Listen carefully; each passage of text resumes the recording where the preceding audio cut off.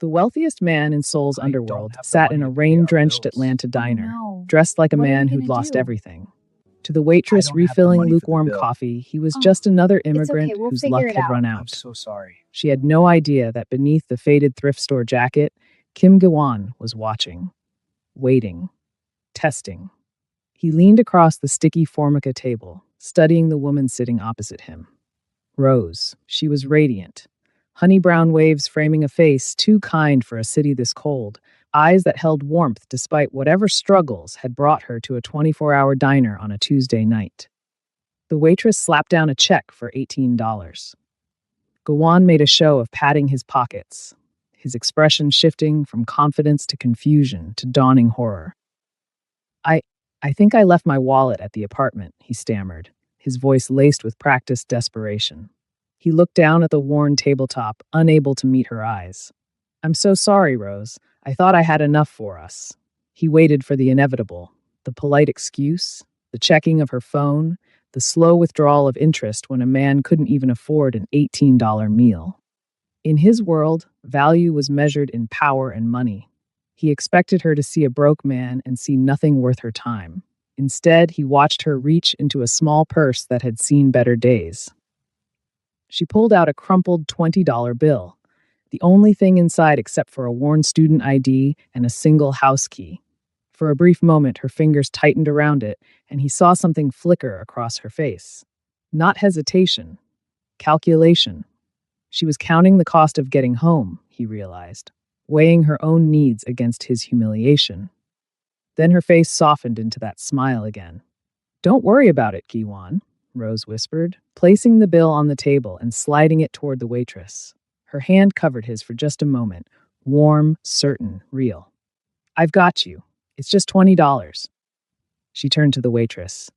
Keep the change for the gentleman, and could you box up that sandwich for him? For later?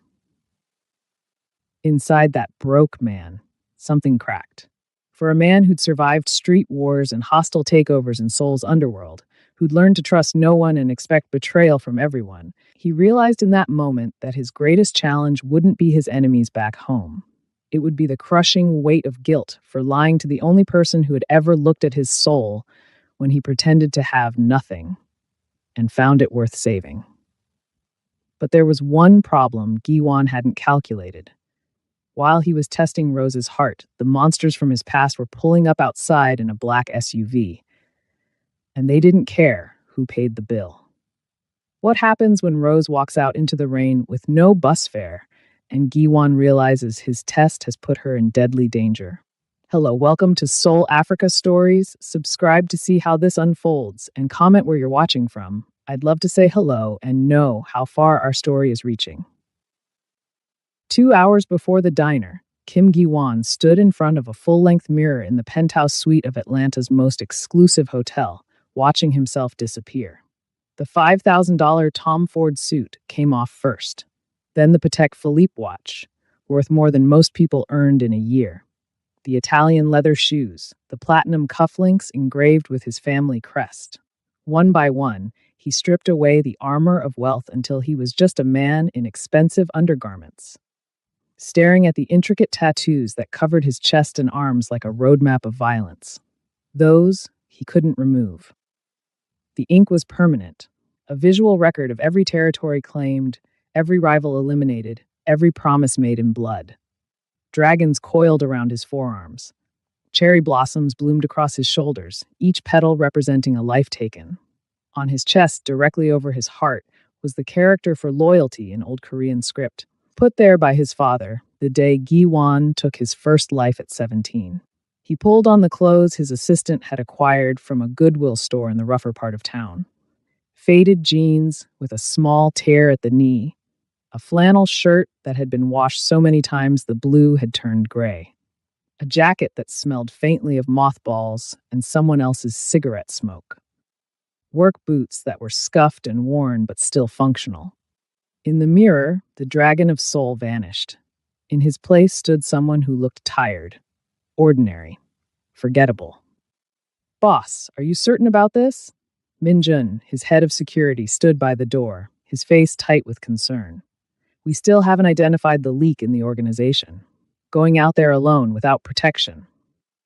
That's exactly why I need to do this, Giwan interrupted, running a hand through his hair. Even that felt different without the expensive styling products. Everyone I meet knows who I am. They see the money, the power, the reputation. They want something from me before I even open my mouth. He thought of Ji-yeon, the woman he'd almost married last year.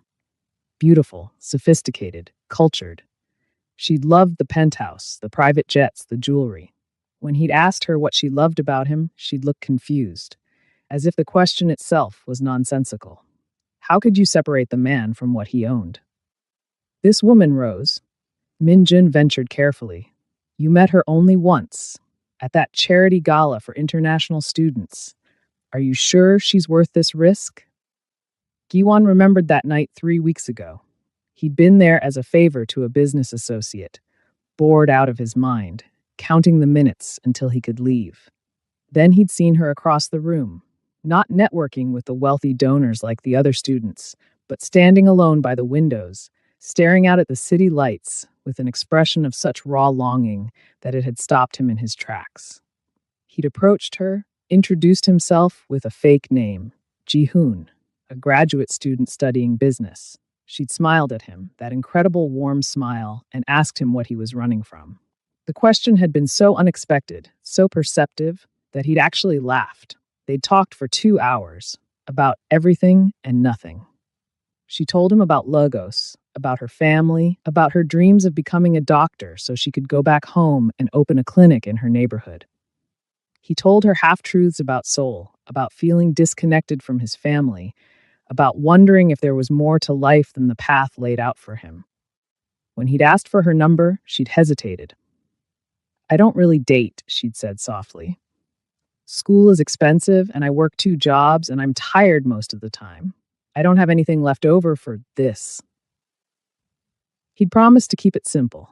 1 dinner, nothing fancy, just a chance to talk more. She'd said yes, but only if they could meet somewhere close to campus, somewhere cheap. She'd laughed when she said it, but he'd heard the truth underneath. She couldn't afford anything else. So he'd agreed. And now here he was, about to take the charade further than he'd ever taken it before. She's worth finding out, Giwan said finally, pulling the cheap jacket closed. If she's like all the others, I'll know within an hour. If she's different. He trailed off, not wanting to voice the desperate hope that kept him up at night. The hope that somewhere in this world, someone existed who could see past the surface to whatever remained of his humanity. Minjun sighed. I'll have teams positioned around the diner. Discreet. If anything happens, nothing will happen, Giwan said with more confidence than he felt. It's just dinner. The rain started as Giwan's taxi pulled up to the address Rose had given him, a 24-hour diner called Martha's that looked like it had been serving the same coffee since 1985. Neon signs flickered in the window, open late, breakfast all day, coffee 99 cents. Through the rain-streaked glass, he could see her already waiting in a booth near the back. Even from here, even in this terrible lighting, she took his breath away. Rose wore a simple dress, dark, floral, nothing expensive, but somehow elegant on her. Her hair fell in loose waves over her shoulders, and she had a textbook open in front of her, a yellow highlighter in her hand. As he watched, she rubbed her eyes tiredly, then bent back over the book with fierce determination. Giwan took a breath and pushed through the door. A bell chimed overhead. She looked up immediately, and her face transformed. That smile again, genuine, delighted, as if his arrival was the best thing that had happened to her all day. She closed the textbook and stood, smoothing down her dress self-consciously. Ji-hoon, you made it! She gestured to the booth. I'm sorry about the location. I know it's not much, but they have really good pie, and it's close to the bus stop I need for my shift later. She stopped, seeming to realize she was rambling. I'm glad you came. Of course I came. Giwan slid into the booth across from her, hyper-aware of every detail. The way she'd pushed her textbook aside without marking her place, abandoning her studying for him. The faint shadows under her eyes that spoke of exhaustion. The careful way she'd positioned herself, leaning forward with genuine interest. I've been looking forward to this all week. That, at least, was true. A waitress appeared, middle-aged, tired, with a name tag that read Donna. "What can I get you kids?" Rose looked at him expectantly, and Giwan realized he was supposed to order first. In his world, subordinates ordered while he waited. In this world, apparently, men went first. "Just coffee, please," he said. "Black." "I'll have the same," Rose added, then paused. "Actually, could I also get a side of toast? I haven't eaten since this morning." The waitress scribbled on her pad and walked away. Giwan felt something twist in his chest. She was hungry. She'd been sitting here studying, hungry, waiting for him. "Long day?" he asked. "You could say that." Rose laughed, but it sounded strained. "I had class at 8, then my shift at the library until 3, then my clinical observation at the hospital until 7. I should probably be sleeping right now, but I have an exam on Friday, and I'm so behind." "Clinical observation? You're in medical school?" "Pre-med," she corrected, her eyes lighting up. "Second year. It's brutal, honestly. Sometimes I wonder why I'm doing this to myself." Then her expression softened. "But then I remember my grandmother. She died from something completely preventable, an infection that could have been stopped with basic antibiotics. But the clinic in our neighborhood didn't have them, and the hospital was too expensive, and by the time someone figured out how to help her, it was too late." She looked down at her hands. "I don't want that to happen to anyone else. So I study, and I work, and I tell myself it'll be worth it when I'm finally a doctor." Jiwan had ordered the deaths of men for lesser offenses than what had killed her grandmother. In his world, problems were solved with money or violence, usually both. But sitting here, listening to her talk about saving lives instead of taking them, he felt the vast chasm between their realities. "That's remarkable," he said quietly. "Your grandmother would be proud." "I hope so." Rose smiled at him, and he noticed for the first time that she had a small dimple in her left cheek. "But enough about me. Tell me about you. How's the business program going?" And so he lied. He told her about imaginary classes, invented professors, fictional struggles with accounting homework. She listened with such genuine interest, asking follow-up questions, laughing at his stories, that he almost forgot he was performing. The coffee came. Then the toast, which Rose ate slowly, savoring each bite in a way that made him suspect it might be her only meal today. They talked about everything: her favorite books, his memories of Seoul, her frustration with Atlanta's public transportation, his love of old movies. An hour passed, then another. The diner slowly emptied as the night grew later. Donna refilled their coffee cups twice, looking increasingly impatient. Finally, Giwan looked at his watch, the cheap digital one he'd bought specifically for tonight, and pretended to be surprised. "I should probably let you get to that studying. Do you want to get some actual food before I go? My treat." Rose hesitated, and he saw her glance at the clock on the wall. "I really should get home. I have to be at the library by 6 tomorrow morning." "One burger," he pressed. "You need to eat something more than toast." She wavered, then smiled. "Okay, but something cheap.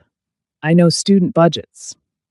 He ordered 2 burgers and fries, and when they arrived, he watched her eat with barely concealed hunger.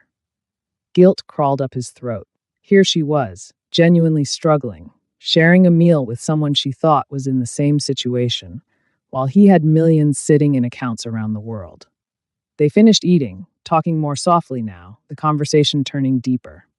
She told him about her father, who'd worked 3 jobs to pay for her undergraduate degree before dying of a heart attack 2 years ago.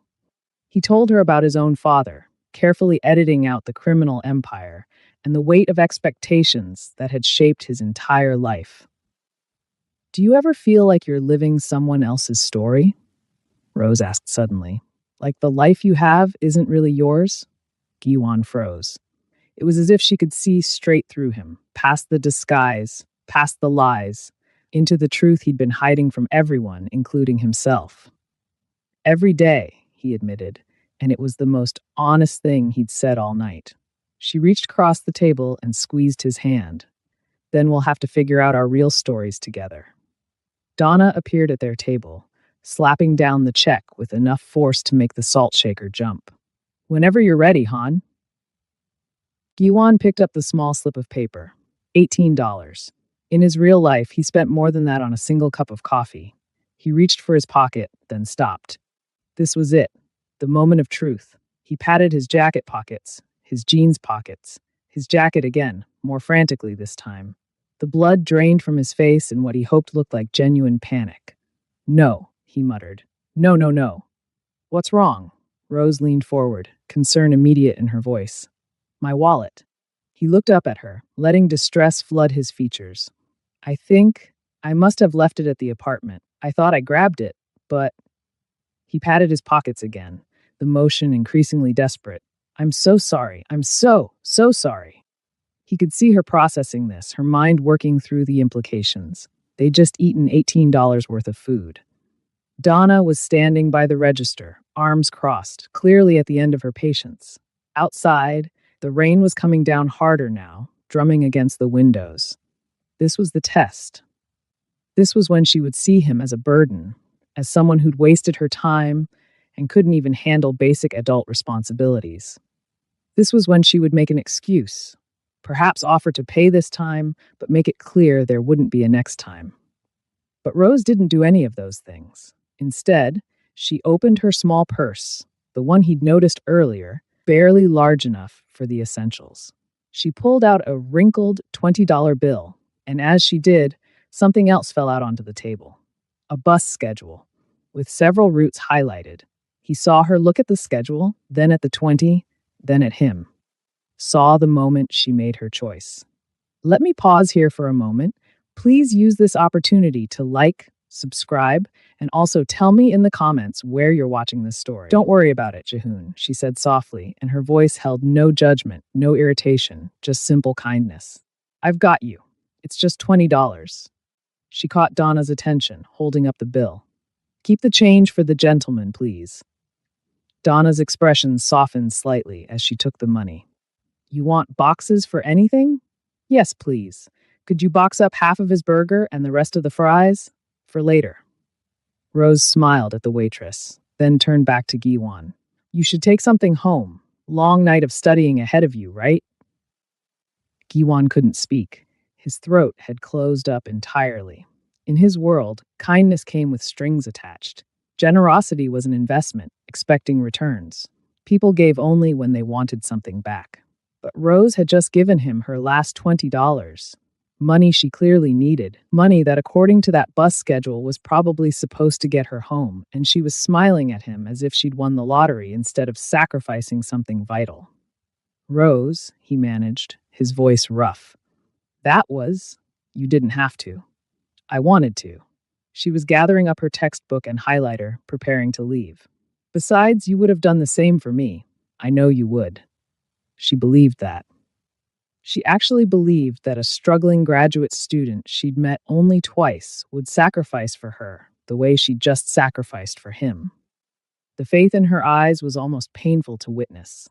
Donna returned with a styrofoam container and handed it to Rose, who passed it to Giwan. Don't forget this. He took the box, still unable to process what had just happened. Outside, the rain showed no signs of stopping. Through the window, he could see the empty street, the dark sky, the storm that was getting worse by the minute. Rose was putting on her coat, a thin thing, not nearly warm enough for this weather. She pulled the collar up and grabbed her bag. Wait, Giwan said, standing up. How are you getting home? Bus, she said simply. The number 47 runs until midnight. But, he gestured outside. It's pouring, and the money. Understanding dawned in her eyes. Oh, right. She laughed, but it sounded forced. Well, it's only about 3 miles. I've walked farther. In this rain? Rose, no. It's fine, really. I've got an umbrella. She reached into her bag and pulled out a small folding umbrella, one of the cheap kind that would probably blow inside out the moment she stepped outside. See? I'm prepared. Giwan looked at her. This woman who had just spent her bus fare on him, who was about to walk 3 miles in a storm because she'd chosen kindness over convenience, who was still smiling at him like none of this was a problem. And something inside him cracked wide open. This wasn't just a test anymore. This wasn't about proving a theory or confirming his cynical beliefs about human nature. This was real. She was real. And he had just manipulated her into a situation that was going to leave her walking through dark streets in dangerous weather. Let me walk with you, he said desperately. Please, I can't let you. Jihoon. She put her hand on his arm, and even through the flannel shirt, he could feel the warmth of her touch. You have studying to do, and I'm not your responsibility. This was my choice, okay? I wanted to help you. Then she did something that would haunt him for the rest of his life. She took off her coat and held it out to him. Here, it's going to get cold tonight. You don't have an umbrella, and this will keep you a little warmer on your way home. Giwan stared at the coat. At this woman who had nothing, who had just given him her last money, who was now trying to give him the coat off her back so he wouldn't be cold on his walk to an apartment that didn't exist. I can't take your coat, he said, his voice breaking slightly. Sure you can. She pressed it into his hands. I'll be fine. I run warm anyway. It was a lie. He could see her shivering slightly already, could see the goosebumps on her arms. But she was still smiling, still acting like this was perfectly normal, like sacrificing for a stranger was just what people did. Before he could protest further, she was heading for the door. Text me when you get home safe, okay? And good luck with your accounting homework. Then she was gone, pushing through the door into the rain. Through the window, he watched her unfold that pathetic little umbrella and start walking down the street, her thin dress already darkening with rainwater. Giwan stood frozen, holding her coat in his hands, the weight of what he'd done crushing down on him. Behind him, Donna cleared her throat. That's a good woman you've got there. Don't screw it up. I already have, he whispered. He threw some bills on the table, more than enough to cover the meal and a generous tip, and rushed for the door. He had to stop her, had to tell her the truth, had to at least make sure she got home safely. But as he pushed through the door into the rain, he saw something that made his blood run cold. Down the street, about half a block from where Rose was walking, a silver Mercedes with tinted windows was idling at the curb. As he watched, it began to roll slowly forward, matching her pace. No. Giwan's training kicked in instantly. He scanned the street, noting the lack of other pedestrians, the broken streetlights, the service road that branched off to the left, perfect for an ambush. His hand went automatically to his waistband, reaching for a weapon that wasn't there. The Mercedes accelerated slightly, pulling up alongside Rose. The passenger window rolled down. Giwan started running. He saw Rose stop, saw her lean down to speak to whoever was in the car, probably thinking they were asking for directions. Saw the back door start to open. He was still 20 feet away when the man emerged from the Mercedes, tall, broad-shouldered, dressed in black. Giwan recognized the way he moved, the economical precision of someone trained in combat. Recognition hit him like a fist to the gut. The man's face, briefly illuminated by a streetlight, was familiar. Jae-sung, one of his underboss's personal security team, which meant this wasn't random, which meant they knew where he was, which meant Rose was in danger because of him. Rose, he shouted, run. She turned at the sound of his voice, confusion on her face. That moment of distraction was all Jae-sung needed. He grabbed her arm and pulled, trying to force her toward the open car door. Rose screamed and drove her elbow back into Jae-sung's ribs, a good instinctive defense, but not enough against a trained operative. He barely grunted, maintaining his grip and reaching for something at his belt. Giwan closed the distance in seconds, but it felt like hours. He saw Jae-sung pull out a cloth, chloroform probably, saw him reaching for Rose's face with it. There was no time for subtlety, no time for pretense. The dragon of soul came roaring back. Giwan hit Jae-sung like a freight train, driving his shoulder into the man's kidney with enough force to send them both sprawling onto the wet pavement. Rose stumbled back, still clutching her textbook, eyes wide with terror. Get inside, Giwan shouted at her. Back to the diner, now! But even as he said it, he knew it was too late. Two more men were emerging from the Mercedes, and a black SUV was pulling up behind it. This wasn't just a grab team. This was a full tactical operation. Jae-sung recovered quickly, rolling to his feet with practiced ease. He looked at Giwan, and recognition flashed across his face, followed by confusion. Boss? What are you? Giwan didn't let him finish. He swept Jae-sung's legs out from under him and delivered a precise strike to his temple. The man dropped like a stone, but there were still four others advancing, fanning out to surround him.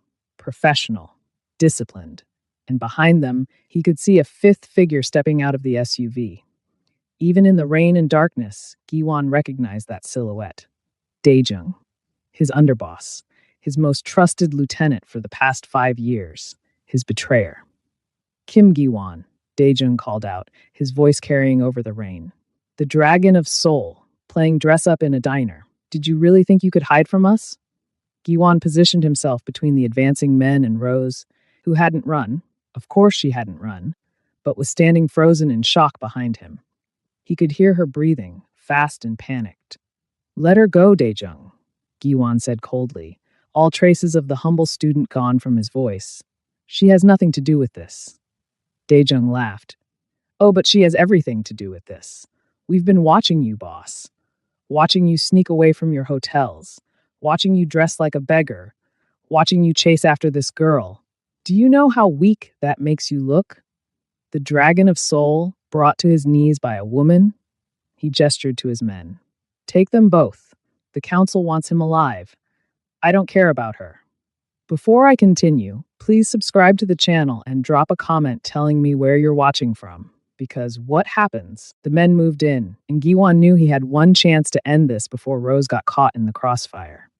There were no weapons nearby, no useful cover. Just him, his training, and the element of surprise. Because these men still thought of him as their boss, not a threat. He thought of Rose's smile, her kindness, her coat, still clutched in his hands.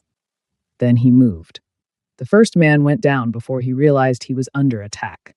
Giwan drove the heel of his palm into the man's nose, feeling cartilage crunch, then used the man's falling body as a shield against the second attacker's punch. The second man adjusted quickly, coming in low for a takedown. Giwan sidestepped and brought his knee up into the man's face, then grabbed his collar and threw him into the third attacker. Behind him, Rose screamed.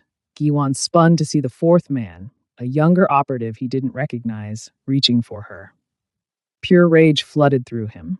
He covered the distance in 2 strides and caught the man's wrist just as his fingers brushed Rose's arm. Giwan twisted, feeling bones grind, and pulled the man into a brutal headbutt that left him unconscious before he hit the ground. Get behind me, Giwan ordered Rose, his voice hard and cold. This wasn't the gentle student anymore. This was the man who'd built an empire on violence and fear. Rose backed up, still clutching her textbook like a lifeline, her eyes huge and terrified. He could see the questions forming, the confusion and fear and dawning realization that the man she'd bought dinner for was someone else entirely. But there was no time for explanations. Daejung was still standing by the SUV, calm and composed, watching the fight with detached interest. You've gotten soft, Giwan, he called out, hesitating, worrying about collateral damage. The Dragon of Seoul, I knew would have burned this whole block to take out his enemies. The Dragon of Seoul you knew is dead, Giwan replied, keeping Rose behind him. I'm something different now. You're pathetic. Daejung pulled out a gun, a sleek black pistol that reflected the streetlights. The council will be disappointed, but they'll understand. You've become a liability. He raised the weapon, and Giwan knew he had perhaps 2 seconds before Daejung pulled the trigger.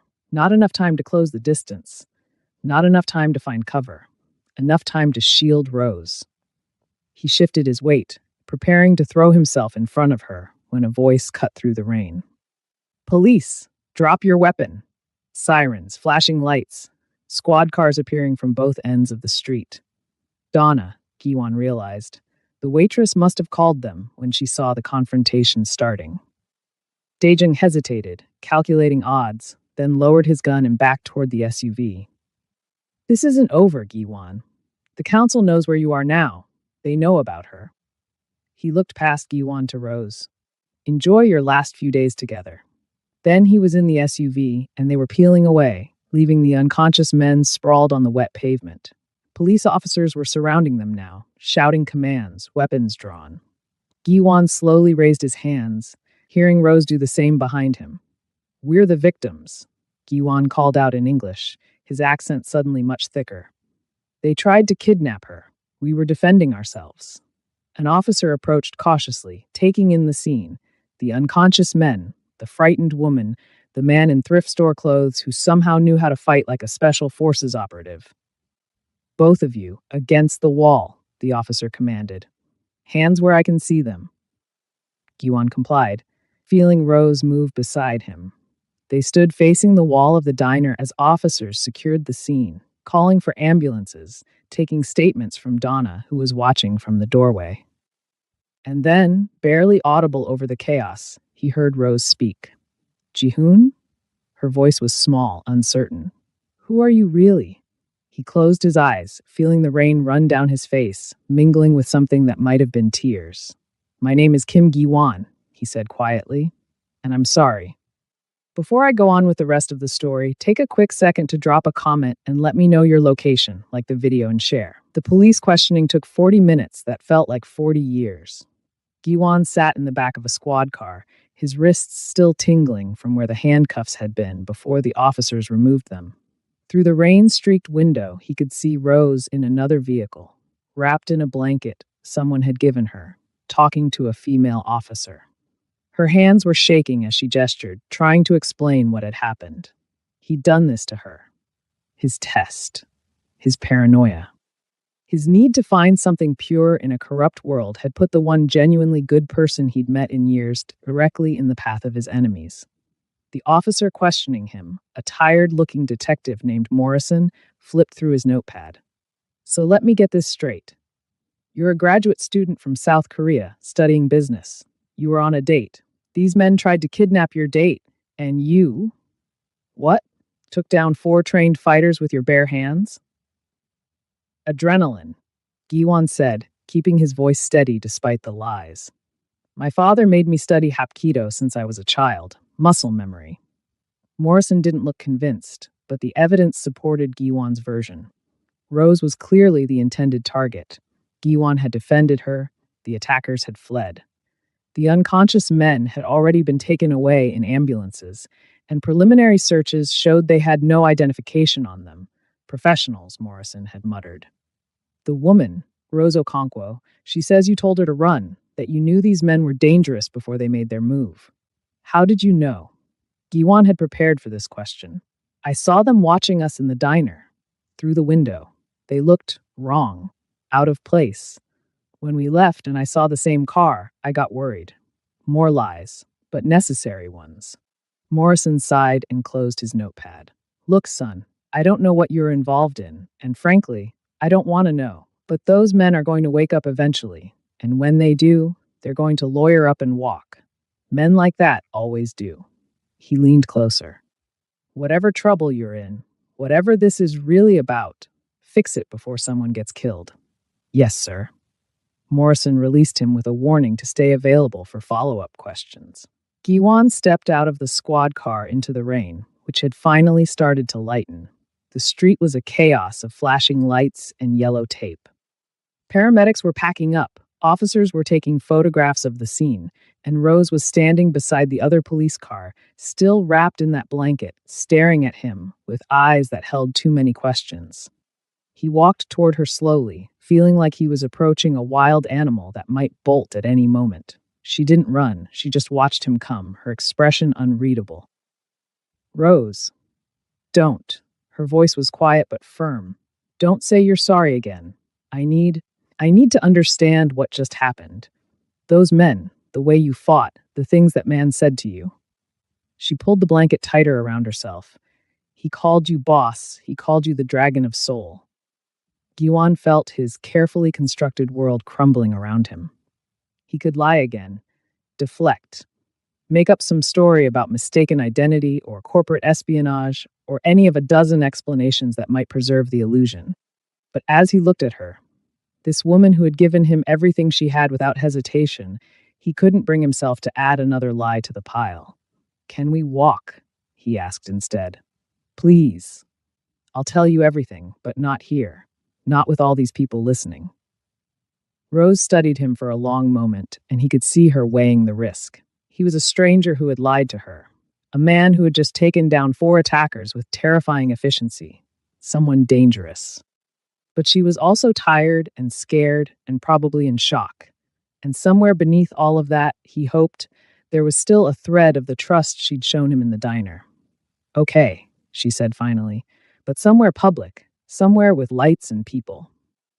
There's an all-night cafe 3 blocks from here, Giwan offered. We can talk there.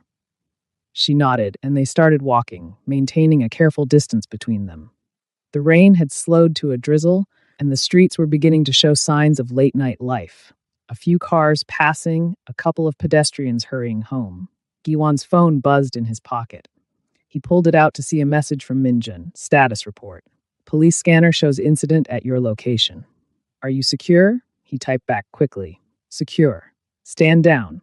We'll contact soon. Your people? Rose asked, her voice tight. My security team. They monitor police frequencies. He pocketed the phone. They're not close enough to have helped tonight. That was deliberate on my part. I wanted privacy. For your test. There was an edge to her voice now, something sharp and hurt beneath the fear. That's what this was, wasn't it? Some kind of test to see if I was a good person or just another gold digger? He winced. Yes, and the wallet, that was planned. Yes, and the cheap clothes, the whole struggling student act. Yes. She stopped walking and turned to face him, and the pain in her eyes was worse than any physical blow he'd ever taken. I gave you my last $20. I was going to walk 3 miles in the rain. I gave you my coat. Her voice cracked. And it was all just some sick game to you. No, Giwan said desperately. Rose, please. It started as a test, yes, but the moment you put that money on the table, the moment you smiled at me and said it was just $20, everything changed. I was going to tell you the truth. I was coming after you to confess everything when those men attacked. How convenient. She started walking again, faster now. How very convenient that the dramatic rescue happened right when you were about to come clean. Rose, don't. Just don't. She wrapped her arms around herself, the blanket trailing behind her like a cape. Tell me who you are. The truth this time. All of it. So as they walked through the rain-slick streets of Atlanta, Kim Gi-won told Rose Okonkwo the truth. He told her about Seoul, about his father, who had built a criminal empire from nothing and had raised his son to inherit it, about the territories and the rival gangs and the constant dance between legitimate business and illegal operations, about becoming the Dragon of Seoul at 23 when his father died and left him an organization of 200 men and interests spanning 3 countries. He told her about the violence, the decisions he'd made, the people he'd hurt. He didn't sugarcoat it or make excuses. He laid it out plainly, watching her face as each revelation landed like a blow. He told her about the women who had loved his money but not him, about the loneliness of being surrounded by people who wanted something from you, about the desperate, aching need to find someone who could see past the power and wealth to whatever remained of his humanity. And he told her about the test, about how he'd tracked her down after the charity gala, researched her background, planned the whole evening down to the smallest detail, about how he'd wanted to prove to himself that everyone was corrupt, that genuine kindness didn't exist, that his cynicism was justified. But you proved me wrong, he finished quietly. You were everything I'd stopped believing existed. And instead of being grateful, instead of being humbled by your kindness, I put you in danger. Those men tonight, they were from my organization. My underboss is staging a coup, and he tracked me through you. He knows about you now, which means you're in danger because of me. They had reached the cafe, a bright, warm space that was mostly empty at this late hour. Rose stood outside the door, still wrapped in that police blanket, rain dripping from her hair. So what now? She asked. You expect me to just, forgive you? Date a crime lord? Pretend this is all normal? No, Jiwon said. I expect you to walk away. I expect you to go home, pack your things, and let me move you somewhere safe until I can deal with the threat. Then I expect you to forget you ever met me and live the life you deserve. Rose laughed, but it was a bitter sound. You expect me to just uproot my entire life? Leave school, leave my jobs, go into hiding because you decided to play games with me? I'll compensate you for everything: tuition, living expenses, whatever you need. I don't want your money." The words came out sharp and angry, and several people inside the cafe looked up. Rose lowered her voice, but the fury remained. "I don't want anything from you except the truth, and even that feels contaminated now. Do you have any idea what you've done? I trusted you. I gave you everything I had because I believed you were a good person who was struggling just like me. I saw something in you, something real and hurting and genuine. Was any of that even true?" "Yes," Giwan said, and his voice broke on the word. "Yes, Rose. Everything I felt was real. The connection we had, the conversations, the way you made me feel like maybe I could be someone better. All of that was real. The only thing that was fake was my circumstances." "Your circumstances?" Rose shook her head incredulously. "Your circumstances are that you're a criminal, that you hurt people for a living, that you run an organization built on violence and fear. Those aren't just circumstances, Giwan. That's who you are." "I know." He wanted to reach for her, to touch her hand, to make her understand, but he kept his distance. "I know what I am. I've known it for years.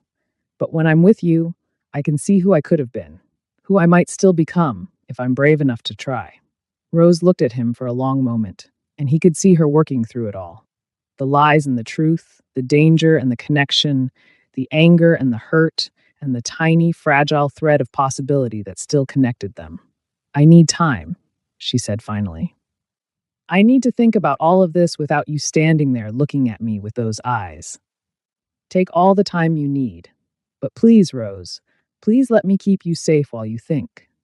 Let me put security on you, just until the situation with my organization is resolved. I don't want your security. I don't want armed men following me around campus. Then discreet surveillance. You'll never see them, I promise. Just cameras and a few trained observers who will intervene only if there's a direct threat." He pulled out his phone. "Please, if something happened to you because of me, I would never forgive myself." Rose studied him, then sighed. "Fine. Invisible security only. No one approaches me. No one talks to me. No one interferes with my life unless I'm in immediate danger." "Agreed. And you stay away from me. No calls, no texts, no showing up at my apartment or my work. If I decide I want to talk to you again, I'll reach out. Otherwise, you leave me alone." Each word was a knife, but he nodded. "Agreed. Good." She started to take off the blanket, then seemed to remember she was still wearing her thin dress underneath, soaked through from the rain. She kept it wrapped around herself. "I'm going to go home now, alone. Don't follow me. Don't have your people escort me. Just let me go. Rose, please." She looked at him one last time, and the hurt in her eyes was unbearable. "Please just let me go." So he did. He stood on that rain-slicked sidewalk and watched her walk away, still clutching that police blanket around her shoulders, getting smaller and smaller until she turned a corner and disappeared. Only then did he pull out his phone and call Minjun. "I need a full security detail on Rose Okonkwo," he said without preamble. "Discreet surveillance, 24/7. No contact unless there's an immediate threat. And I need you to pull together everything we have on Daejung's movements over the past month. He's been planning this coup for a while, which means there's a paper trail." "Understood, boss. Are you—" Minjun paused. "Are you all right?" Goan looked down at his hands. They were shaking, not from adrenaline or fear, but from the sheer effort of letting her go. "No," he said honestly. "But that's not important right now. What's important is keeping her safe and ending this coup before anyone else gets hurt. We have the 4 men from tonight in custody. Well, hospital custody. They'll be interrogated as soon as they're conscious." "No." Giwan's voice turned cold. "Those men answer to Daejung, which means they'll die before they talk. Interrogating them is pointless. We need to go higher up the chain. Who's Daejung's primary contact in Seoul?" "Park Sang-woo. He sits on the Council of Elders." "Then that's where we start. Get me everything on Park, his businesses, his family, his vulnerabilities, and send a message to the council. Tell them the Dragon of Seoul is coming home, and he's bringing fire." 3 days passed in a blur of preparation and planning. Giwan barely slept. He coordinated with his people in Seoul, arranged transport, liquidated assets, and prepared for the kind of confrontation that would either cement his power or end his life. The coup had been brewing for months, he discovered. Daejung had been positioning pieces carefully, buying loyalty, making promises. Quick pause here. If you haven't subscribed yet, do that now, and also comment where you're watching from before I tell you what happens next. And through it all, his phone stayed silent. Rose didn't call, didn't text. The security reports showed her going about her normal routine: classes, library shift, clinical observation, as if nothing had happened, as if she hadn't learned that the man she'd shown kindness to was a monster in disguise.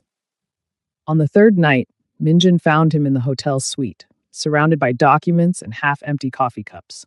Boss, you need to rest. The flight to Seoul leaves in 6 hours. I'm fine. You're not fine. You haven't slept properly since the incident. You're running on caffeine and fury, and that's not sustainable. Giwan looked up from the tactical map he'd been studying. Is she safe? Rose? Yes, no unusual activity around her. She seems to be handling everything remarkably well, all things considered. She's strong. Giwan felt something twist in his chest. Stronger than I ever gave her credit for. She survived poverty, loss, discrimination, and kept her faith in people. Then I came along and proved her faith was misplaced. Minjin sat down across from him. Permission to speak freely, boss. Always. You're punishing yourself. I've watched you do it for 3 days straight, but self-flagellation isn't going to fix this.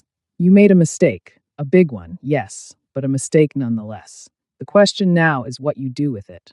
What I do with it is end the coup, secure the organization, and make sure Rose is never in danger again because of my world. And then what? You just walk away from her? Spend the rest of your life alone because you tested her loyalty in a supremely idiotic way? Giwan almost smiled. You're calling your boss idiotic? I'm calling my boss's methods idiotic. There's a difference. Minjin leaned forward. Look, I don't pretend to understand love or relationships or any of that, but I do understand regret. And I've seen what happens to men who let the best thing in their lives slip away because they think they don't deserve it. I don't deserve her. Probably not. But maybe that's not the point. Maybe the point is whether you're willing to become someone who does deserve her. To actually change, not just fantasize about change. Before Giwan could respond, his phone buzzed. An alert from the security team. Subject Rose Okonkwo has deviated from normal pattern. Currently walking toward warehouse district. Advise. Giwan was on his feet instantly. The warehouse district? At 11 at night? Why? Minjin was already pulling up the surveillance feeds on his tablet. I'm seeing her now. She's alone, walking with purpose, like she knows where she's going. A cold knot formed in Giwan's stomach. Pull up the route. Show me exactly where she's headed. The map appeared on the screen, showing Rose's location as a blinking blue dot moving steadily toward an area of abandoned industrial buildings. And just ahead of her position, barely visible on the satellite imagery, was a cluster of vehicles. Giwan zoomed in on the vehicles and felt his blood turn to ice. Silver Mercedes, black SUVs, the same configuration from the diner attack. It's a trap, he breathed. Daejung is using her as bait. How would he even? Minjun stopped. The phone number on the $20 bill. That was in the police report, wasn't it? Of course. The $20 Rose had given him, one of the plot twists he'd discovered later, had a phone number scribbled on it. A number that connected to the coup. Daejung must have realized Rose was the one who had that bill, which meant she might have information, might have seen something. Or, more likely, Daejung was using her to draw Giwan out. Get the team mobilized, Giwan ordered, already moving toward the door. Full tactical gear. I want everyone at these coordinates in 10 minutes. Boss, this is clearly a trap. I don't care. I'm not leaving her to face those monsters alone. He was in the car and racing through Atlanta's streets before Minjun could protest further. The security team's updates came through his earpiece in clipped, professional tones. Subject still proceeding toward warehouse complex. Multiple heat signatures detected in target building. Recommend abort. This is a kill box. Giwan ignored them all. He pushed the BMW to its limits. running red lights, weaving through sparse traffic. The warehouse district loomed ahead, dark shapes against the night sky, gutted buildings that had once housed thriving businesses. He ditched the car 3 blocks away and proceeded on foot, moving through shadows with the practiced silence of someone who'd spent half his life hunting and being hunted. He could see Rose now, a small figure in the distance, still walking toward the central warehouse. She wasn't running, wasn't looking around nervously. She walked like someone who had made a decision and was following through. Consequences be damned. Giwan's earpiece crackled. Boss, we're 2 minutes out. Hold position. But he couldn't hold position because Rose had just reached the warehouse entrance and the door was opening and he could see figures moving inside. She stepped through the doorway and disappeared. Giwan abandoned caution and ran. He hit the warehouse entrance at full speed, his mind cataloging threats automatically. 6 men visible on the ground floor, more in the catwalks above. Daejung standing in the center, lit by a single overhead lamp, with Rose standing 10 feet away from him. She wasn't bound, wasn't being held at gunpoint. She was just standing there, chin up, looking at Daejung with an expression of calm defiance. Rose! Giwan's voice echoed through the empty space. Everyone turned to look at him. Daejung smiled. Rose's eyes went wide. Giwan? She looked genuinely shocked to see him. What are you doing here? What am I? He stared at her in disbelief. What are you doing here? This is a trap. I know it's a trap, Rose said, as if this was obvious. That's why I came. Daejung laughed. Oh, this is delicious. The dragon of soul, confused by a woman. How the mighty have fallen. Giwan moved carefully into the warehouse, positioning himself between Rose and the nearest threats. His team would be here soon, but soon might not be fast enough. Rose, please. Get behind me. Let me handle this. Handle what exactly? Rose didn't move. Handle the mess you created? Handle the criminal organization that's trying to kill you? Handle the fact that you lied to me and tested me like I was some kind of experiment? I'm trying to protect you. I don't need your protection. The words came out sharp and angry. I needed your honesty, Giwan. I needed you to trust me the way I trusted you. But you couldn't do that, could you? You had to play your games and run your tests. Daejung was watching this exchange with obvious amusement. This is better than I'd hoped. Please continue. I'm fascinated by this lover's quarrel. Shut up, Giwan and Rose said in unison. Then Rose turned to Daejung, and her voice became cold and professional. I came here because you sent me a message saying you had information about the attacks, about why I was targeted. I want answers. And I want leverage, Daejung replied. Leverage over a man who's become dangerously unstable. You see, Miss Okonkwo, the dragon of soul used to be predictable. Ruthless, yes. Violent, certainly. But predictable. Then he met you, and suddenly he's playing dress-up, pretending to be poor, making decisions based on emotion rather than strategy. He began to circle slowly, his men adjusting positions to maintain their perimeter. The council in Seoul doesn't appreciate unpredictability. They sent me to assess the situation. And what I've found is that the great Kim Giwan has a weakness, a fatal one. She's not a weakness, Giwan said quietly. She's the only real thing in my life. Exactly, Daejung smiled. Which makes her perfect leverage. So here's what's going to happen. You're going to return to Seoul, abdicate your position to the council, and transfer all your assets to a trust they control. In exchange, Miss Okonkwo gets to live her normal life, unharmed and unbothered. And if I refuse? Daejung's smile widened. Then we start by breaking her fingers, one by one, and we make you watch. Rage flooded through Giwan, hot and primal. He felt his control slipping, felt the dragon of soul rising up from wherever he'd tried to bury it. His hands clenched into fists, and he took a step toward Daejung. Boss, don't. Minjun's voice came through his earpiece. We're in position. 30 seconds. 30 seconds. He just needed to keep everyone talking for 30 seconds. But Rose apparently had other plans. You're assuming a lot, she said to Daejung, her voice cutting through the tension. You're assuming I care what happens to Giwan. You're assuming I'm some kind of leverage. But you've made a critical error in your calculations. Daejung raised an eyebrow. Oh, and what's that? Rose reached into her jacket pocket, moving slowly, deliberately, and pulled out her phone. You assumed I came here alone. She tapped the screen, and suddenly the warehouse was flooded with light. Floodlights from outside, police sirens, bullhorns calling for everyone to stand down. I called the police before I came, Rose said calmly. Told them I had information about the men who attacked me 3 nights ago. Told them those men would be here tonight. Gave them this address.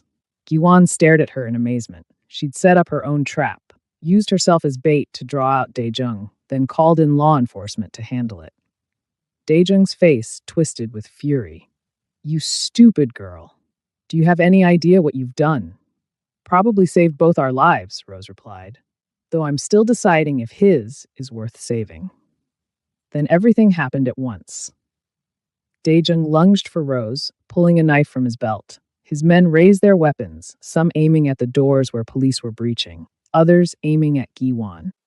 And Minjin's team came crashing through the skylights above, rappelling down on tactical lines. Giwan moved on pure instinct. He crossed the distance to Rose in 3 strides, caught Daejung's knife hand, and twisted until he heard bones crack. The knife clattered to the floor, and Giwan swept Daejung's legs out from under him, driving him face first into the concrete.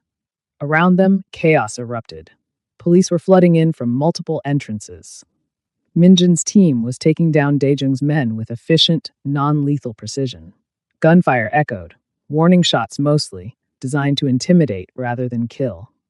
Giwan kept Daejung pinned to the ground, one knee on his spine, until police officers swarmed them and pulled Giwan away. He felt handcuffs click around his wrists again and didn't resist.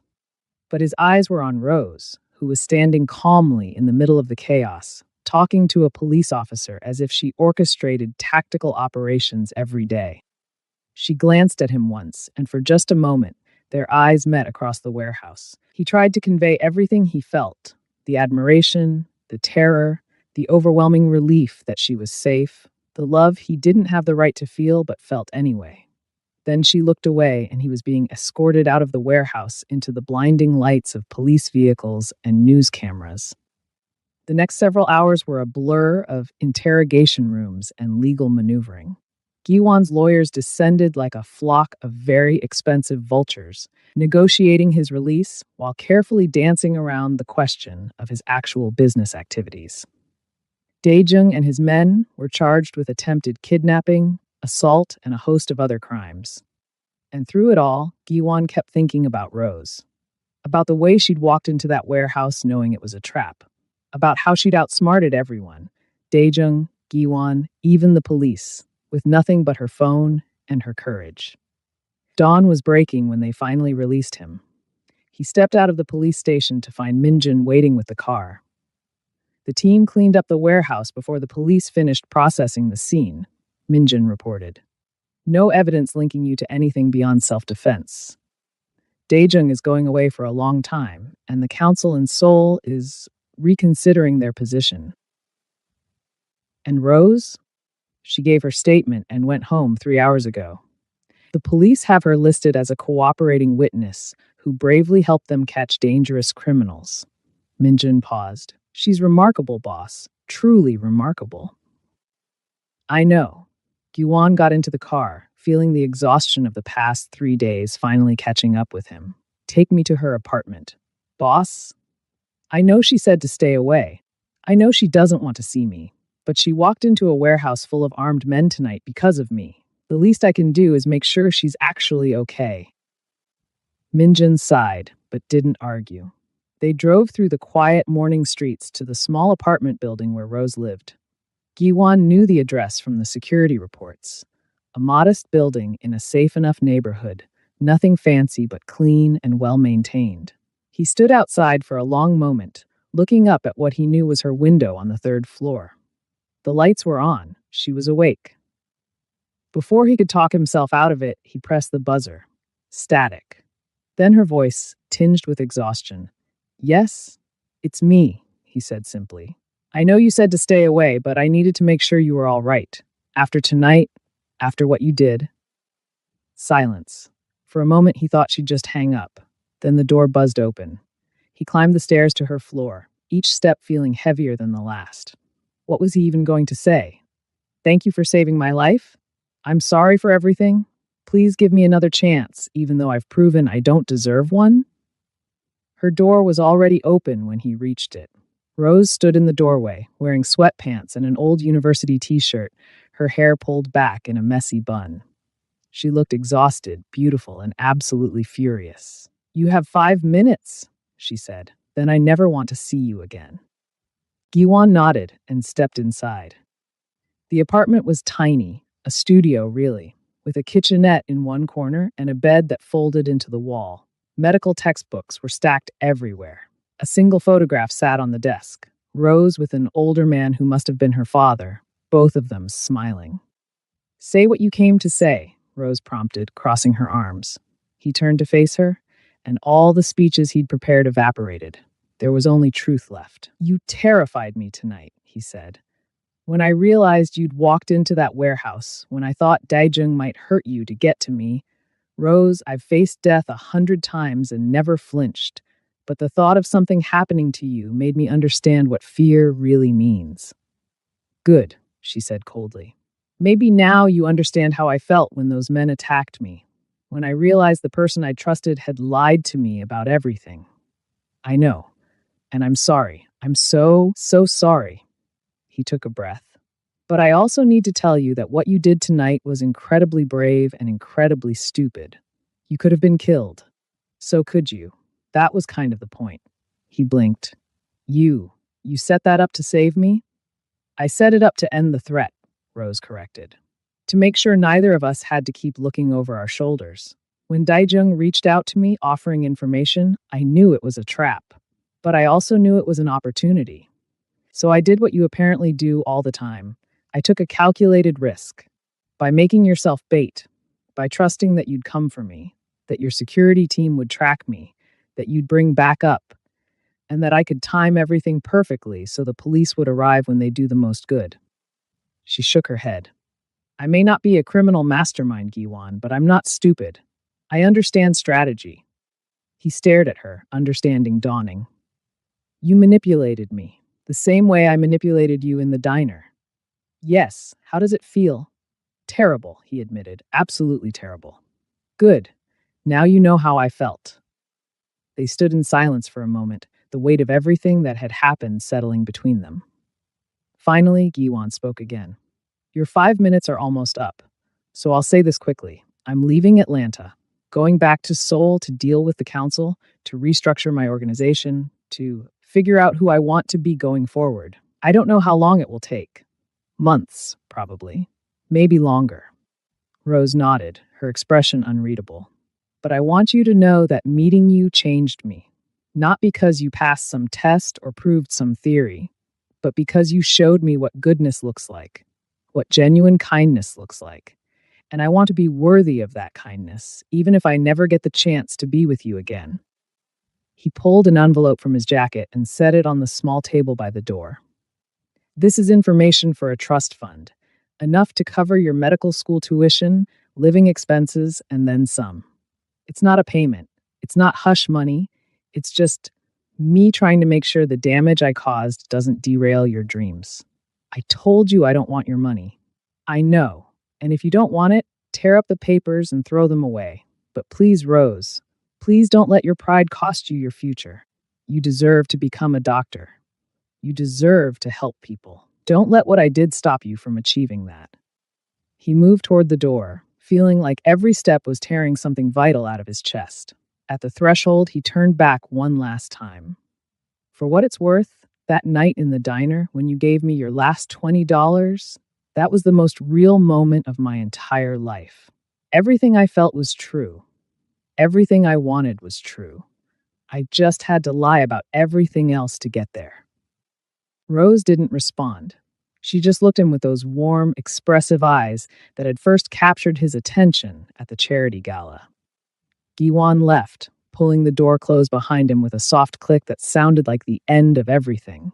He was halfway down the stairs when he heard her door open again. Giwan? He turned. She was standing in the hallway, backlit by the light from her apartment. Come back when you figured out who you really are, she said quietly. Not the dragon of soul, not the struggling student, just you, whoever that is. If you can find him, come back and introduce us properly. Then she went inside and closed the door, leaving him standing on the stairs with something that felt dangerously like hope blooming in his chest. He pulled out his phone and called Minjun. Change of plans. I need you to set up something before we leave for Seoul. What kind of something? An anonymous scholarship fund for medical students from underrepresented communities. I want it established through a foundation that can't be traced back to me, and I want Rose Okonkwo to be one of the first recipients, but she can never know it came from me. Consider it done, boss. Giwon got into the car and looked back up at Rose's window one last time. The light was still on. He imagined her inside, probably already back to studying, determined to build her future, no matter what obstacles life threw at her. And as they drove away from the apartment, from Atlanta, from the woman who had changed everything, Kim Gawon made himself a promise. He would dismantle the parts of his empire built on cruelty. He would find ways to build something better, something that helped instead of hurt. He would become someone worthy of Rose's kindness, even if she never forgave him. Even if he never got the chance to be with her again, because she'd given him something more valuable than her last $20. She'd given him a reason to become a better man, and he wasn't going to waste it. Take a second to subscribe and tell me in the comments where you're watching from, then stay with me, because the next part changes everything.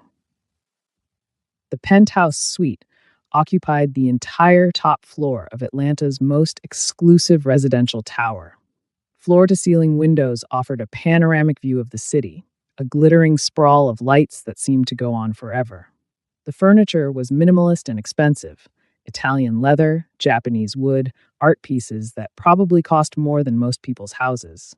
Rose stood in the center of the living room, still wearing her police blanket over her university t-shirt and sweatpants, looking utterly out of place. "This is where you've been staying?" Her voice was quiet, but Giwon could hear the anger underneath. "While you were pretending to be broke, you were living here?" Yes. There was no point in lying anymore. Giwon moved to the kitchen and poured 2 glasses of water, bringing one to her. "Please, sit. You must be exhausted." "I'm fine standing." She didn't take the water. Instead, she walked slowly around the space, taking in the details. Her fingers trailed across a side table that probably cost more than her monthly rent. She stopped in front of a painting, abstract, violent slashes of red and black. "How much is this worth?" "I don't know. A few $100,000, maybe." Rose laughed, but there was no humor in it. A few $100,000 for a painting. Meanwhile, I'm rationing instant noodles to make sure I can afford my textbooks. She turned to face him. "Do you have any idea how obscene this is? You have all of this, and you dressed up like a poor person to test whether I was worthy of your trust?" "I know how it looks." "Do you? Do you really?" "Because from where I'm standing, it looks like a rich man playing games with someone's life. It looks like you treated my poverty as a costume you could put on and take off whenever you wanted, while for me it's just reality." Giwon set both water glasses down on the counter, his hands shaking slightly. "You're right. Everything you're saying is right. I was cruel and thoughtless and—" "Stop." Rose held up a hand. "Stop apologizing. I don't want your apologies right now. I want to understand. Help me understand why you thought this was acceptable." He sank into one of the leather chairs, suddenly feeling the weight of the past 72 hours. "Because everyone in my life has wanted something from me. Since I was 17 years old, since I took over my father's organization, I've been surrounded by people who see me as a resource to exploit. Women who wanted my money, men who wanted my power, business partners who wanted my connections. So you decided to lie to someone who had nothing? I decided to find someone who didn't know who I was, someone who might see me as just a person." He looked up at her. "That night at the charity gala, when we first met, you asked me what I was running from. No one had ever asked me that before. Everyone else was too busy trying to impress me or use me or manipulate me. But you just saw me." Rose moved to the window, staring out at the city lights. And when we met again at the diner, you saw an opportunity, a way to prove that even someone like me, someone genuinely struggling, could be bought or would abandon you when things got hard. Yes and no. Giwan stood and moved closer, though he maintained a respectful distance. I wanted to prove my cynicism was justified, but the moment you put that $20 on the table, the moment you offered me your coat, Rose, my entire worldview shattered. I realized I wasn't testing you. I was testing myself, testing whether I could still recognize goodness when I saw it. And did you? She turned to face him. Recognize it? Yes, which is why I'm going to do everything in my power to keep you safe, and then I'm going to let you go. You deserve someone honest, someone good, someone who doesn't come with a criminal empire and enemies who will use you as leverage. Rose studied him for a long moment. What happened to Daejung and his men? They're in custody. The charges will stick. Attempted kidnapping, assault. My lawyers made sure of it. But that doesn't end the threat. Daejung was working for the council in Seoul, the elders who think I've become unstable. As long as they see you as my weakness, you're in danger. So what's your plan? Keep me locked in this golden cage while you go fight your war? No.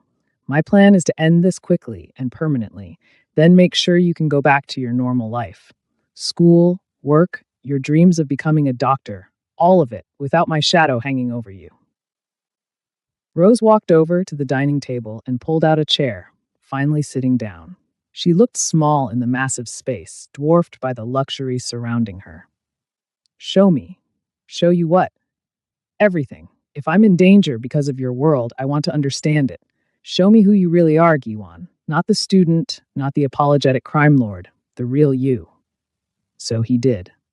Over the next hour, Giwan laid out the structure of his organization. He showed her maps of territories, explained the various business fronts, some legitimate, some less so. He told her about the Council of Elders in Seoul who thought they controlled him, about the lieutenants who ran operations in different cities, about the delicate balance between making money and maintaining power. Rose listened without interrupting, her medical student's mind absorbing information and making connections. Finally, she spoke. Your underboss, Daejung, how did he know where to find us that night? I've been trying to figure that out.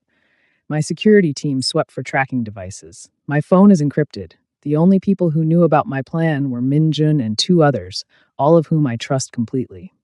What about me? Rose asked quietly. Did you investigate me before our date? Giwan felt ice settle in his stomach. Yes. Background check, financial records, class schedule, student records. Rose's eyes widened. If you could access my student records, so could someone else. Someone in your organization who knew you were interested in me. The realization hit him like a physical blow. The charity gala. I wasn't as discreet as I thought. Someone saw us talking, saw me looking at you. And when I requested information about you, you left a trail. Rose stood and began pacing. Someone in your organization tracked the information request, accessed the same records, and used them to find me, which means this was never just about testing me. You accidentally painted a target on my back the moment you showed interest. Giwan was already pulling out his phone, dialing Minjun. I need you to pull the logs for any information requests made through our systems in the past month. Focus on anything related to Rose Okonkwo or the university. Minjun's voice came through, alert despite the late hour. On it. What am I looking for? A leak. Someone who accessed the same information I did. Someone who knew I was interested in her and used that knowledge to track us. Boss, if there's a mole in our security infrastructure, then we find them. Now. He hung up and turned to Rose. I'm sorry, I didn't realize. I should have been more careful. Yes, you should have. But her voice had lost some of its edge. But what's done is done. The question now is how we fix it. We don't do anything. You stay here, where you're safe, while I handle this. Rose fixed him with a look that reminded him of the professors he'd had in his brief, legitimate university experience, the ones who didn't tolerate nonsense. I don't think so. If someone in your organization is targeting me, I want to know who and why, and I want to help stop them. Rose, these people are dangerous. They attacked me in the street. They tried to kidnap me. I'm already involved, whether you like it or not. She crossed her arms. So either you let me help, or I'll find my own way to investigate. Your choice. Giwan recognized the stubborn set of her jaw. She meant it. And honestly, after watching her orchestrate the warehouse operation, he was beginning to understand that Rose Okonkwo was far more than a kind-hearted medical student. She had steel in her spine. Fine, he said, but you follow my lead, and if things get dangerous, you get to safety. Agreed? Agreed. His phone rang. Minjin calling back already. Boss, you need to see this. Send it to the secure tablet. Giwan pulled up his encrypted tablet and opened the file Minjin had sent. It was a log of information requests, time-stamped and user-identified. He scrolled through the entries, looking for, there, 3 weeks ago, the day after the charity gala, someone had requested a full background check on Rose Okonkwo. The user ID was RM47. RM47, Jiwan muttered. Who is that? More files appeared on the screen as Minjin sent additional information. Ryu Min-seo. She's one of the junior analysts in our intelligence division. Been with the organization for 2 years. Excellent record. No flags. Pull up everything we have on her. Family, associates, financial transactions, everything. Rose had moved to stand beside him, looking at the tablet screen. A woman. You didn't expect that. I didn't expect anyone to betray me, Giwan admitted. But you're right. I assumed it would be one of the men. Stupid. Not stupid. Just human. Rose pointed at the screen. Look at the timestamps. She accessed my records 3 times. Once right after your initial request, then twice more in the following week. She was building a complete profile. Minjin's voice came through the phone speaker. Boss, I'm seeing some interesting financial activity on Ryu Minseo's accounts. Large deposits, regularly spaced, going back 6 months. Always from different sources, always just under the threshold that would trigger automatic review. She's been bought, Giwan said. The question is by whom? By the council, Rose said suddenly. Both men turned to look at her. Think about it. Your underboss was working for the council, right? They wanted to remove you because you're unstable. So they plant someone in your intelligence division months ago. Have her watch for vulnerabilities, for anything they can exploit. When you suddenly take an interest in a woman, a poor student with no connections, no protection, she reports it. And they decide to use me as leverage. Giwan stared at her. You figured that out in 30 seconds. I'm good at pattern recognition. It's what makes me good at diagnostics. Rose studied the tablet screen. So what do we do about it? We use her, Minjin said over the phone. If she's reporting to the council, we can feed her false information. Make them think they're still in control while we prepare our actual response. No, Giwan shook his head.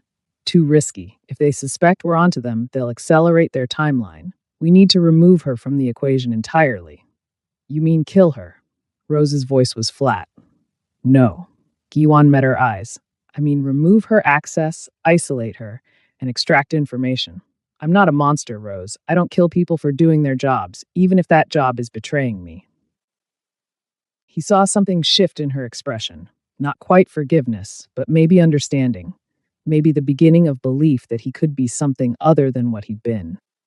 Minjin, bring Ryu Minseo in for questioning. Quiet, no violence. I want to know everything she knows about the council's plans. He paused. And I want you to set up a meeting. With who, boss? With the council. In Seoul. 3 days from now. Giwan's voice turned cold and hard. Tell them the Dragon of Seoul is coming home to address their concerns. Tell them I'll come alone, unarmed, to demonstrate my good faith. Rose grabbed his arm. That's insane. They'll kill you. They'll try. He covered her hand with his. But I won't actually be alone, and I won't actually be unarmed. I'll have something much more dangerous than weapons. What's that? Information, leverage, and a very carefully constructed plan. He looked at Minjin's contact on the screen. Set it up and prepare the contingencies we discussed last month. The Scorched Earth protocols? Minjin sounded shocked. Boss, those are extreme. Yes, but necessary. If the council wants to play games with innocent people's lives, they need to understand what that will cost them. After Giwan hung up, Rose sank back into her chair. You're going to war with your own organization. I'm going to end a war that's been brewing for months. The council thought I was weak because I started questioning our methods, looking for ways to transition more of our operations toward legitimate business. They saw that as betrayal of my father's legacy. Was it? Yes, Jiwan said simply. My father built an empire on violence and fear. It made him powerful, but it also made him paranoid and alone. He died surrounded by guards, with no one who actually cared about him, only people who feared him or wanted to replace him. I don't want that life. Rose was quiet for a moment. What do you want? I want to be someone worthy of the kindness you showed me. Someone who builds things instead of destroying them. Someone who... He trailed off, unable to finish. Someone who could deserve a second chance, Rose completed softly. Their eyes met, and Giwan felt that same electric connection from the diner, from the charity gala, from every moment they'd spent together. But now it was complicated by everything that had happened, by the lies and the danger and the vast gulf between their worlds. Stay here tonight, he said. Get some rest. Tomorrow we'll work on the plan together if you're still willing to help. But right now you need sleep. Rose nodded. Where will you sleep? I won't. I have 3 days to prepare for the most important meeting of my life. Sleep is a luxury I can't afford. Guwan. Please, Rose, let me do this one thing right. Let me keep you safe while I fix the mess I created. She studied him for a long moment, then stood. Fine, but I'm helping with the planning tomorrow. No arguments. No arguments, he agreed. I'll pause here briefly. Subscribe to the channel and drop a comment with your location because what happens next will make everything clearer. Next 2 days passed in a blur of preparation. Ryu Minseo, when questioned, broke quickly and confirmed everything they'd suspected. The council had planted her 6 months ago, specifically to watch for vulnerabilities in Giwan's life. When she reported his interest in Rose, they'd seen an opportunity. But she'd also provided information Giwan hadn't expected. The council wasn't unified. 3 of the 7 elders supported Daejung's coup. 2 were neutral. And 2, including Park Sang-woo, the elder Daejung supposedly reported to, were actually loyal to Giwan and had been quietly building opposition to the coup from within. It's a civil war waiting to happen, Rose said, studying the organizational charts Giwan had spread across the dining table. The council is fracturing along generational and ideological lines. Exactly. Giwan traced his finger along the connection lines. The older elders, the ones who knew my father, they're traditional. They believe in the old ways, in violence and territory and fear. But the younger ones, the ones who built legitimate businesses as fronts and discovered they liked legitimate money, they're ready for change. And you're caught in the middle.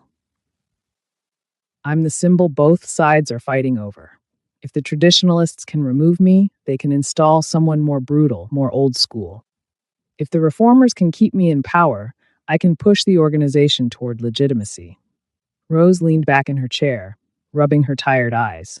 They'd been working for 12 hours straight, and despite her insistence on helping, Giwan could see the exhaustion wearing on her. So what's your play? I give them both what they want. That's impossible. Not if I change the game entirely. Giwan pulled up a different set of documents on his tablet. What if the Dragon of Soul died? Rose's eyes widened. You want to fake your death? I want to actually end that identity. Officially resign, transfer leadership to the council, and walk away. Let them fight over an empty throne while I rebuild my life as someone else. They won't let you just walk away. You know too much. They will if walking away means they get everything else. My territories, my assets, my connections, all of it, transferred to the organization with the stipulation that it's used to transition toward legitimate operations. I'll keep enough to live comfortably but quietly. And I'll have insurance, information that gets released if anything happens to me or anyone I care about. Rose processed this. It's not a bad plan, but it requires the council to trust that you'll actually stay gone. Which is where you come in. She looked at him sharply. Excuse me? Not you personally, Giwan clarified quickly. But the idea of you. The council saw my interest in you as weakness. So I'll prove them right. I'll tell them I'm leaving the organization to be with you to try to build a normal life. They'll believe that because it confirms what they already think, that I've been compromised by emotion. And have you? Rose's voice was quiet. Been compromised by emotion? Giwan met her gaze steadily. Yes, completely. But not in the way they think. You didn't make me weak, Rose. You made me realize I'd been strong in all the wrong ways. They sat in silence for a moment, the weight of the confession hanging between them. Finally, Rose spoke. If you're going to do this, fake your death, walk away from everything, you need to do it perfectly. No loose ends, no questions. The Dragon of Soul needs to die so completely that Kim Gi-won can actually live. I know. So let's make sure we do this right. The docks of Seoul Harbor stretched out into the darkness, a maze of shipping containers and cranes silhouetted against the night sky. Gi-won stood alone on Pier 17, as he'd promised, wearing a simple black suit and no visible weapons. But he wasn't actually alone. Min-jun and his team were positioned in the surrounding containers, invisible but ready. And half a world away, Rose was monitoring everything through the encrypted feed from Gi-won's hidden camera. The council arrived in a convoy of black vehicles. 7 elderly men emerged, flanked by their personal security. Park Sang-woo led the group, his weathered face carefully neutral. Beside him walked Ko Jae-in, one of the traditionalists, and the one Gi-won suspected of masterminding the coup. Kim Gi-won, Park said formally, you called this meeting. We are here to listen. Thank you for coming, honored elders. Gi-won bowed respectfully, noting the subtle positioning of the security forces. I've called you here to end the conflict that has been tearing our organization apart. There would be no conflict if you hadn't abandoned your father's principles, Ko Jae-in said sharply. Your weakness has invited challengers. Your sentiment has made us vulnerable. My father's principles built an empire of fear, Gi-won replied. But fear is unstable. Fear turns allies into enemies. Fear breeds the kind of betrayal that led Daejung to work against us. Daejung acted because you gave him reason to, another elder said. Because you pursued a woman like a lovesick fool instead of focusing on business. That woman saved my life, Gi-won said quietly. She showed me something I'd forgotten, that there are still good people in this world, people worth protecting instead of exploiting. Ko Jae-in laughed. And now what? You lecture us about morality? You, who have ordered more deaths than some of us combined? No. Now I offer you a choice. Gi-won pulled out a tablet and pulled up a document. I'm resigning, effective immediately. I'm transferring all my territories, assets, and operations to the Council for Redistribution. The Dragon of Soul dies tonight. Shocked silence. Then Ko Jae-in spoke. This is a trick. No trick. It's a trade. I give you everything you wanted, control of the organization, freedom to run it however you choose. In exchange, I walk away. Clean break, no retaliation, no interference. And if we refuse, Park Sang-woo asked carefully, if we believe you'll become a threat in the future, then you should know that I've compiled comprehensive documentation of every illegal operation this organization has run for the past 10 years. Financial records, witness statements, video evidence, everything. It's currently held by 3 different law firms in 3 different countries, with instructions to release it to international authorities if I don't check in regularly. Ko Jae-in's face turned red with fury. You dare threaten the council? I dare to ensure my survival and the survival of people I care about. This isn't a threat, honored elder. It's insurance. As long as I'm left alone, as long as Rose Okonkwo is left alone, that information stays locked away. But if anything happens to either of us, the entire organization falls. One of the neutral elders stepped forward. You're asking us to let you go free with leverage over us and trust that you won't use it? I'm asking you to make a rational business decision. You get immediate control of a profitable enterprise. I get to disappear and live quietly. Everyone wins. Park Sang-woo studied him carefully. And the woman, this Rose Okonkwo, is not part of this world and never will be. She wants nothing from this organization. All she wants is to finish her education and become a doctor. Surely the council can allow one innocent person to live her life in peace?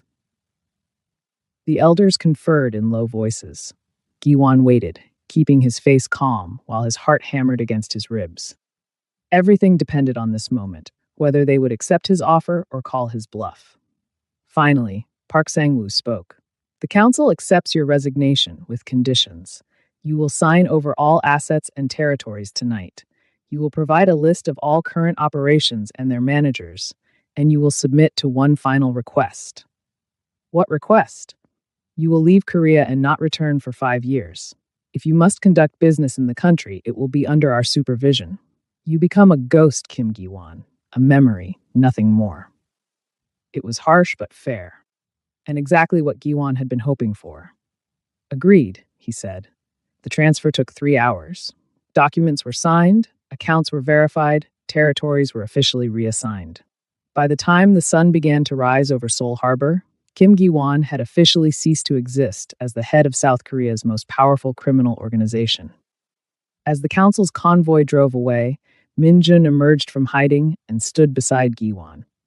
It's done then, Min-jun said quietly. The dragon is dead. The dragon is dead, Gi-won confirmed. Long live whoever I'm going to be next. Any ideas? A few. Gi-won smiled for the first time in days. But first, I have a promise to keep. 18 months later, Rose stood in her cap and gown, waiting with the other graduates for the ceremony to begin. It had been the hardest year and a half of her life, balancing medical school with the trauma of everything that had happened, working through her feelings about Gi-won, building a future despite the chaos of her past. The anonymous scholarship that had appeared 6 months ago had helped enormously. Enough to quit one of her jobs, to afford better housing, to focus more fully on her studies. She'd investigated its source, of course, but every trail led nowhere. She suspected she knew where it came from, but she had no proof. She hadn't heard from Gi-won since he'd left Atlanta. True to his word, he'd stayed away, leaving her to process everything on her own terms. Sometimes she missed him.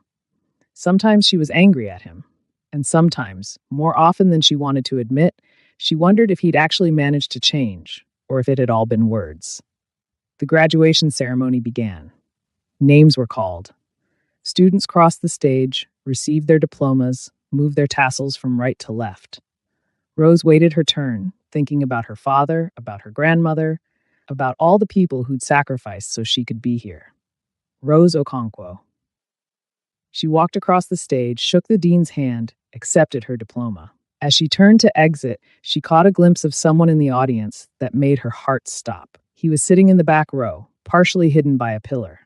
Clean-shaven, hair shorter and darker than she remembered, wearing an ordinary suit that could have come from any department store. He looked normal, unremarkable. Nothing like the Dragon of Seoul or even the confident man she'd met at the charity gala. But his eyes, those eyes were the same. And when they met hers, they held everything he couldn't say in this moment. Pride, regret, hope, love. Then he smiled, a small, genuine smile, and stood to leave. Rose made it through the rest of the ceremony on autopilot. When it finally ended, she pushed through the crowd of celebrating graduates and their families, looking for him. But he was gone, vanished into the crowd as if he'd never been there at all. Except there was something on her seat. A small envelope, cream-colored and expensive-looking. Rose opened it with shaking hands. Inside was a single card with a phone number written in elegant handwriting, and beneath it, a short message. I've spent the last year and a half becoming someone new. Someone better, I hope.